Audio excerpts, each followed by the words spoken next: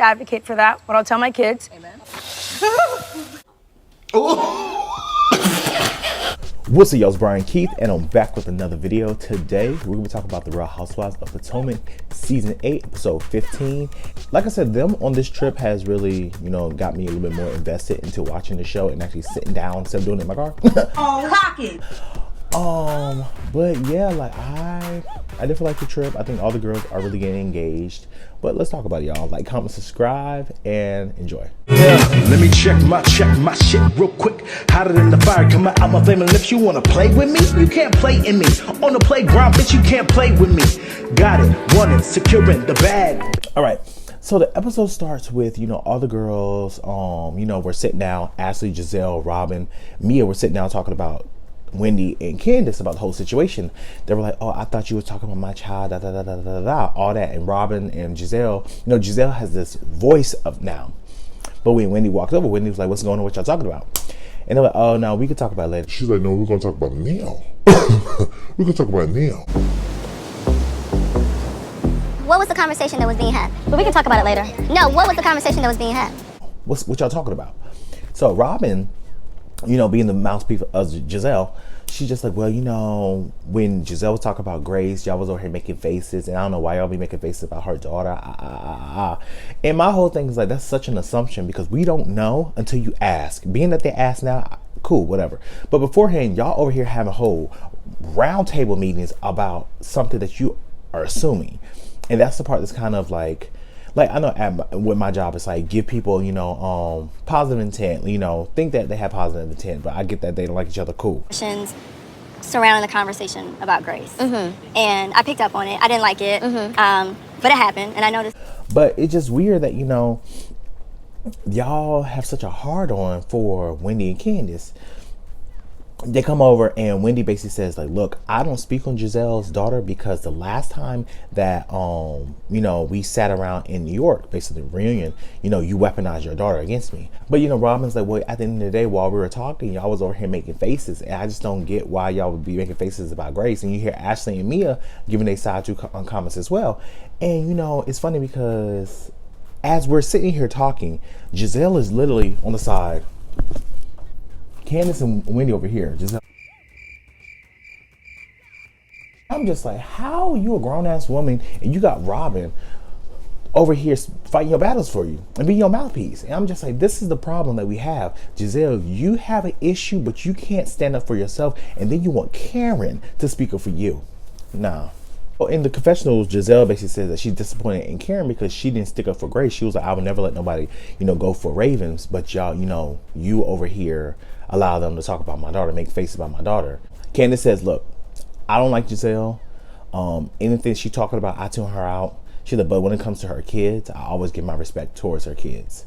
So basically at the end, Robin tells the ladies like, okay, cool, bury the hatchet, we good. Tonight we're gonna be going back to the villa. We're gonna over here get ready for dinner, and we're gonna have like a Cuban themed party, to celebrate, for Ashley. When they get back to the house, they get ready and they over here go into the backyard to have this Cuban party. Everybody's like dressing up. You see Ashley comes out in like a bedazzled bikini. She got like a boa. She's just like, what's up? Yes. And then you see Giselle come out, and Giselle, like, she's high energy. She got this gold dress. Giselle looks bomb. I ain't gonna hold you. But it's funny, I'm just like, this is the most energy that Giselle has given us in the whole group thus far this whole entire season. So I'm just like, I don't know, the producer was like, girl, you gotta amp it up, you gotta do something, because we're gonna take your flute.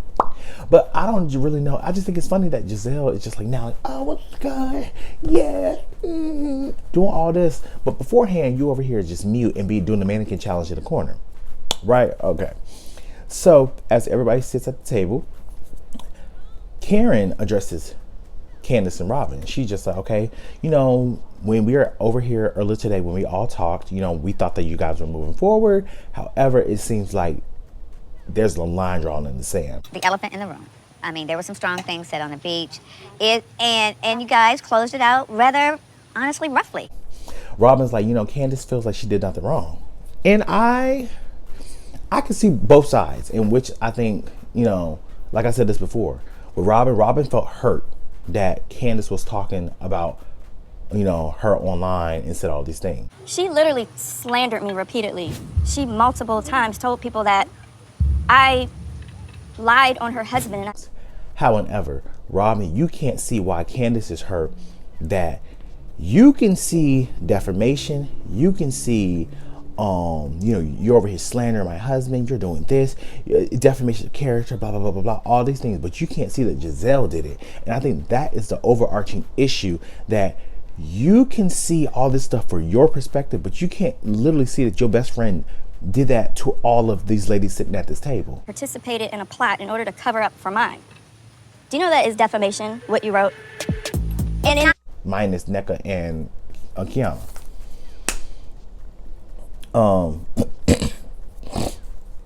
Robin basically saying, I didn't participate with covering up, you know, nothing. I stood up for you guys and this and the third. But like I said, like last year, Robin, you switched it up at towards the end.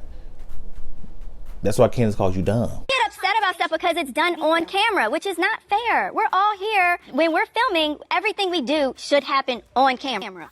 So Ashley asked Candace, like, okay, so, you know, do you stand by what you said last year? Do you stand by it? And Candace like, look, I don't know. And for me, I'm just like, at some point, I feel like Candace says she doesn't know because she still wants to be friends with Robin and salvage a relationship.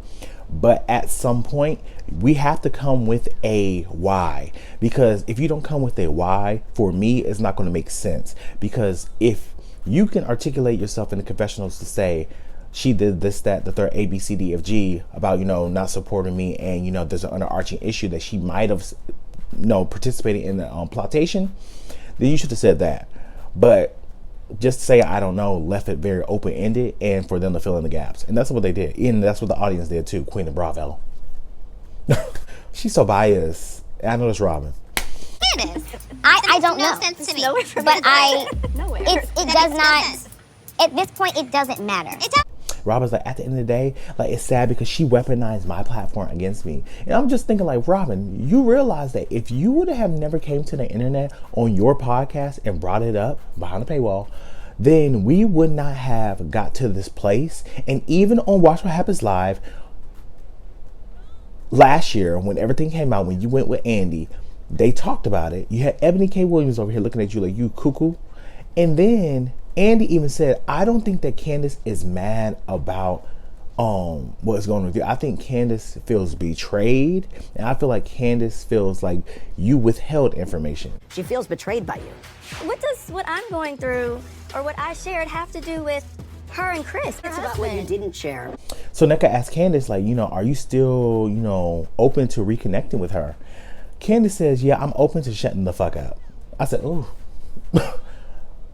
I said, NECA, you didn't catch that? Because I caught that. I think you're still open to reconnecting with Robin. I'm open to shutting the up and moving on. Exactly. Because if I was NECA, I was like, okay, so you want to shut the fuck up? Or are you telling me to shut the fuck up? Because I want clarity on that. Because I was just like, damn. And NECA just, okay, ate her food. I'm like, girl, who you telling to shut the fuck up? I'm like, Nasty word. so, you know, Giselle gets the cake for Ashley to come out, sing happy birthday. That, what I'll tell my kids. Amen.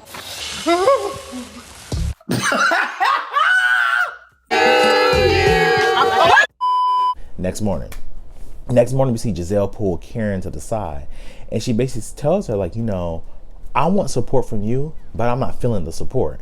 And Karen's just basically telling her, like, at the end of the day, you want me to speak up for you when you could speak up for yourself. You have a mouth and you could speak up for yourself. You're over here sitting quiet. You're over here being silent. So that's on you. Don't put that on me. And then Karen's just like, at the end of the day, Giselle basically tells her, like, look, if it was your daughter, I would stick up for your daughter. But I always feel like, you know, you in this situation, I can't trust when you go back with Candace and Wendy that you're going to have my back. And Karen basically tells, like, look, moving forward, I can, you know, do more of holding people accountable and doing that. So that's what they basically said. They hug, they talk about you stink. Anywho, so we see the girls all get ready to get in the Sprinter, and they're going sightseeing, and they see like a 16th century cathedral. You know, this is something really cute. They go get lunch. Yeah, whoop. So at the Restaurant of Cats, they order a food, cocktails. So Karen speaks yet again. She brings up the trainer, And, you know, Mia's just like, so when will we meet this Vernon? So Ashley, she's like, oh, I know Vernon. And then we see her phone. She's getting real giddy. She's like, I see Vernon. I think I know who he is. Basically, Vernon Davis is like a football player. He trains Karen. She's cheering Karen. I feel like Karen is playing on the joke. Because Karen's like, yeah, I want him to train my inner thighs. I want him to get tight. Girl. So Ashley gets up, goes to the bathroom after Karen asks, like, you know, how you know Vernon? And then I'm just looking at Karen like, girl, you seem real bothered. And I'm not saying that anything about Karen's situation. I don't know anything. But I'm just like, Karen just like, how you know Vernon? What's going on?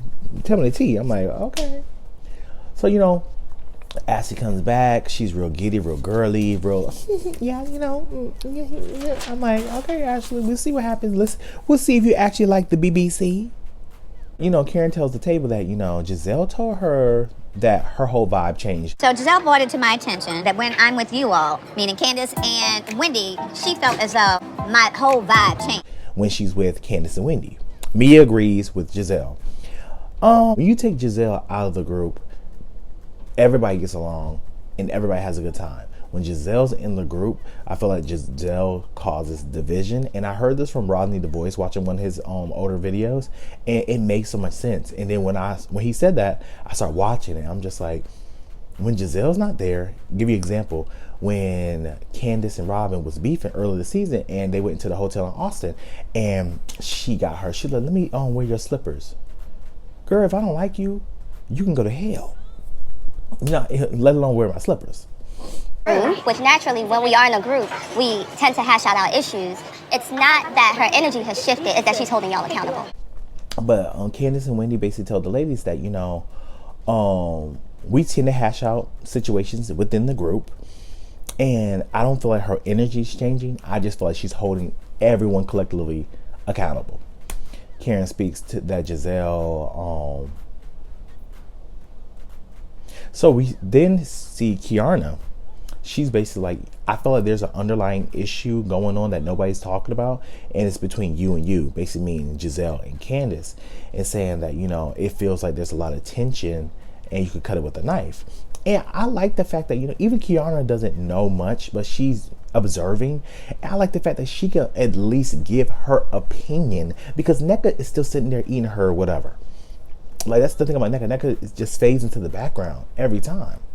So Wendy tells her that, you know, the reason why there's like tension between like certain people, Candace, Robin, me, Giselle, is because we actually were friends and we fell out. So you're just seeing the aftermath of this, you know, fallout.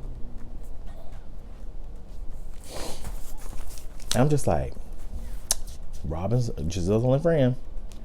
So the girls split up, and, you know, Candace, Wendy, Karen, and Mia go play tennis.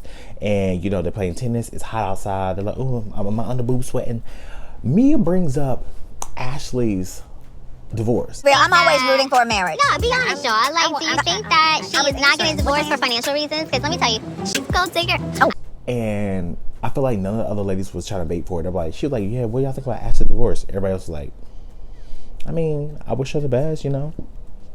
So Mia's like, yeah, you know, I feel like she's a gold digger, and I feel like, you know, after all the stuff she's saying, she can't live on her own, and she's trying to wait to get this divorce because, you know, she's still trying to afford her lifestyle, blah blah blah blah. I'm just like, Mia. I feel like Mia is definitely an agent of chaos, and she was digging up for drama, but I feel like nobody was biting, so she was just like, okay, I'll do it.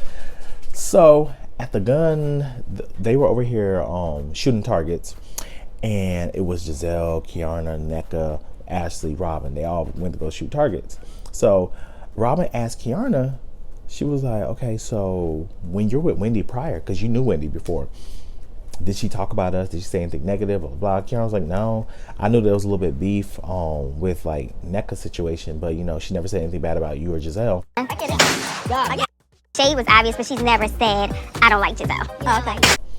So she was just like, yeah, you know, the whole beef with NECA is kind of like, you know, I get it, but I don't understand it because the cultural backgrounds, I just don't have the bandwidth to understand it really. So, you know, NECA inserts herself and sit down after she went to go, you know, get the targets. And I feel like she really didn't know what the conversation was, and she just went straight for Kiana when I don't think it didn't call for it. and I really want to be done with it, I'm just gonna apologize and move forward. But did she apologize? Are you telling her the That was same for thing you? that she should apologize to me? She was the one who felt offended. So she basically tells Kiana, like, at the end of the day, like, you know, you're stirring something that's piping hot. Like, you know, chill off. Kiana and NECA start going back and forth, and I'm just like, okay, the conversation's kind of heating up. You stirring pots, like, Baby, that pot was. that's why I said we don't need your extra hands in the pot. Oh, no. This is your pot, and I'm actually out of it. Thank so let's you. be clear. Kiana basically tells her, like, at the end of the day, I said what I said. Just do what you need to do with that. And NECA's like, I don't care. And I'm like, okay, you don't care, but you gave your opinion, so you do care, right? Okay, NECA tells her, like, you know, you need to stop stirring pots. And Kiana was like, okay, so is there another issue? And she was like, you need to stop stirring pots. She was like, but is there another issue? So Giselle quickly the conversation. Because I'm not. I'm telling you. Is this a Wendy thing? Is it a NECA thing? Is it a K thing? It's nothing to be Girl, let's confused move on. about because Let's it's move on. old, Let's it's move on. stale. We've moved on. And Giselle was like, okay, so Ashley, what's going on with Vernon? Ashley's over here getting up, running around. I'm just like, girl.